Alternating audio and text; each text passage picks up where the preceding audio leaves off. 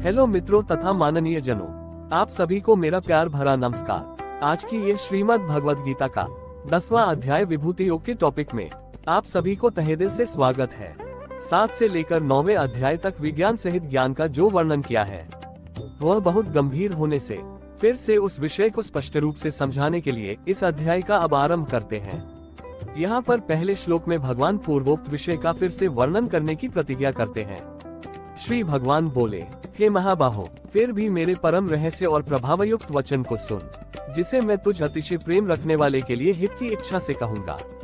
मेरी उत्पत्ति को अर्थात लीला से प्रकट होने को न देवता लोग जानते हैं और न महर्षिजन ही जानते हैं, क्योंकि मैं सब प्रकार से देवताओं का और महर्षियों का भी आदिकरण हूँ। जो मुझको अजन्मा अर्थात वास्तव में जन्म रहित अनादि और लोकों का महान ईश्वर तत्व से जानता है, वह मनुष्यों में ज्ञानवान पुरुष संपूर्ण पापों से मुक्त हो जाता है। निश्चय करने की शक्ति, यथार्थ ज्ञान, असम्मूढ़ता, क्षमा, सत्य, इंद्रियों का वश में करना, मन का निग्रह तथा सुख दुख, उत्पत्ति प्रलय और भय अभय तथा अहिंसा, समता, संतोष, तप, दान, कीर्ति और अपकीर्ति, ऐसे ये प्राणियों के नाना प्रकार के भाव मुझसे ही होते हैं। 7 महर्षिजन, 4 उनसे भी पूर्व में होने वाले सनकादि तथा स्वयंभू आदि 14 मनु, ये मुझमें भाव वाले सब के सब मेरे संकल्प से उत्पन्न हुए हैं, जिनकी संसार में ये संपूर्ण प्रजा है। जो पुरुष मेरी इस परमेश्वरीय रूप विभूति को और योग शक्ति को तत्व से जानता है, वह निश्चल भक्ति योग से युक्त हो जाता है, इसमें कुछ भी संशय नहीं है। मैं वासुदेव ही संपूर्ण जगत की उत्पत्ति का कारण हूँ और मुझसे ही सब जगत चेष्टा करता है। इस प्रकार समझकर श्रद्धा और भक्ति से युक्त बुद्धिमान भक्तजन मुझ परमेश्वर को ही निरंतर भजते हैं।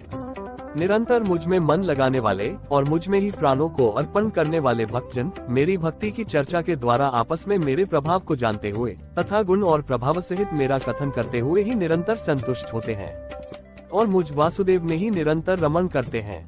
उन निरंतर मेरे ध्यान आदि में लगे हुए और प्रेम पूर्वक भजने वाले भक्तों को मैं वह तत्व ज्ञान रूप योग देता हूँ, जिससे वे मुझको ही प्राप्त होते हैं। हे अर्जुन, उनके ऊपर अनुग्रह करने के लिए उनके अंतःकरण में स्थित हुआ मैं स्वयं ही उनके अज्ञान जनित अंधकार को प्रकाशमय तत्वज्ञान रूप दीपक के द्वारा नष्ट कर देता हूँ। अर्जुन बोले, आप परम ब्रह्म, परम धाम और परम पवित्र हैं, क्योंकि आपको सब ऋषिगण सनातन, दिव्य पुरुष और देवों का भी आदिदेव, अजन्मा और सर्वव्यापी कहते हैं। वैसे ही देवर्षि नारद तथा असित और देवल ऋषि तथा महर्षि व्यास भी कहते हैं और आप भी मेरे प्रति कहते हैं। हे केशव, जो कुछ भी मेरे प्रति आप कहते हैं, इस सब को मैं सत्य मानता हूँ। हे भगवान, आपके लीला में स्वरूप को न तो दानव जानते हैं और न देवता ही। हे भूतों को उत्पन्न करने वाले, हे भूतों के ईश्वर, हे देवों के देव, हे जगत के स्वामी, हे पुरुषोत्तम, आप स्वयं ही अपने से अपने को जानते हैं, इसलिए आप ही उन अपनी दिव्य विभूतियों को संपूर्णता से कहने में समर्थ हैं, जिन विभूतियों के द्वारा आप इन सब लोकों को व्याप्त करके स्थित हैं। हे योगेश्वर, मैं किस प्रकार निरंतर चिंतन करता हुआ आपको जानूं, और हे भगवान, आप किन किन भावों से मेरे द्वारा चिंतन करने योग्य हैं। हे जनार्दन, अपनी योग शक्ति को और विभूति को फिर भी विस्तार पूर्वक कहिए, क्योंकि आपके अमृतमय वचनों को सुनते हुए मेरी तृप्ति नहीं होती, अर्थात सुनने की उत्कंठा बनी ही रहती है। श्री भगवान बोले, हे कुरुश्रेष्ठ, अब मैं जो मेरी विभूतियाँ हैं उनको तेरे लिए प्रधानता से कहूँगा, क्योंकि मेरे विस्तार का अंत नहीं है। हे अर्जुन, मैं सब भूतों के हृदय में स्थित सबका आत्मा हूँ तथा संपूर्ण भूतों का आदि, मध्य और अंत भी मैं ही हूँ। मैं अदिति के 12 पुत्रों में विष्णु और ज्योतियों में किरणों वाला सूर्य हूँ तथा 49 वायु देवताओं का तेज और नक्षत्रों का अधिपति चंद्रमा हूँ। मैं वेदों में सामवेद हूँ, देवों में इंद्र हूँ, इंद्रियों में मन हूँ और भूत प्राणियों की चेतना अर्थात जीवन शक्ति हूँ। मैं एकादश रुद्रों में शंकर हूँ और यक्ष तथा राक्षसों में धन का स्वामी कुबेर हूँ। मैं 8 वसुओं में अग्नि हूँ और शिखर वाले पर्वतों में सुमेरु पर्वत हूँ। पुरोहितों में मुखिया बृहस्पति मुझको जान। हे पार्थ, मैं सेनापतियों में स्कंद और जलाशयों में समुद्र हूँ। मैं महर्षियों में भृगु और शब्दों में एक अक्षर अर्थात ओंकार हूँ। सब प्रकार के यज्ञों में जपयज्ञ और स्थिर रहने वालों में हिमालय पर्वत हूँ। मैं सब वृक्षों में पीपल का वृक्ष, देवर्षियों में नारद मुनि, गंधर्वों में चित्रक और सिद्धों में कपिल मुनि हूँ। घोड़ों में अमृत के साथ उत्पन्न होने वाला उच्चश्रवा नामक घोड़ा, श्रेष्ठ हाथियों में ऐरावत नामक हाथी और मनुष्यों में राजा मुझको जान। मैं शस्त्रों में वज्र और गौओं में कामधेनु हूँ। शास्त्रोक्त रीति से संतान की उत्पत्ति का हेतु कामदेव हूँ और सर्पों में सर्पराज वासुकी हूँ। मैं नागों में शेषनाग और जलचरों का अधिपति वरुण देवता हूँ और पिंजरों में अर्यमा नामक पितर तथा शासन करने वालों में यमराज मैं हूँ। मैं दैत्यों में प्रहलाद और गणना करने वालों का समय हूँ तथा पशुओं में मृगराज सिंह और पक्षियों में मैं गरुड़ हूँ। मैं पवित्र करने वालों में वायु और शस्त्रधारियों में श्री राम हूँ तथा मछलियों में मगर हूँ और नदियों में श्री भागीरथी गंगा जी हूँ।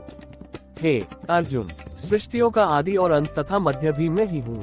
मैं विद्याओं में अध्यात्म विद्या अर्थात ब्रह्म विद्या और परस्पर विवाद करने वालों का तत्व निर्णय के लिए किया जाने वाला वाद हूँ। मैं अक्षरों में आकार हूँ और समासों में द्वंद्व नामक समास हूँ। अक्षय काल अर्थात काल का भी महाकाल तथा सब और मुख वाला विराट स्वरूप, सबका धारण पोषण करने वाला भी मैं ही हूँ। मैं सबका नाश करने वाला मृत्यु और उत्पन्न होने वालों का उत्पत्ति हेतु हूँ तथा स्त्रियों में कीर्ति, श्री, वाक, स्मृति, मेधा, धृति और क्षमा हूँ तथा गायन करने योग्य श्रुतियों में मैं बृहत साम और छंदों में गायत्री छंद हूँ तथा महीनों में मार्गशीर्ष और ऋतुओं में वसंत मैं हूँ। मैं छल करने वालों में जुआ और प्रभावशाली पुरुषों का प्रभाव हूँ। मैं जीतने वालों का विजय हूँ, निश्चय करने वालों का निश्चय और सात्विक पुरुषों का सात्विक भाव हूँ।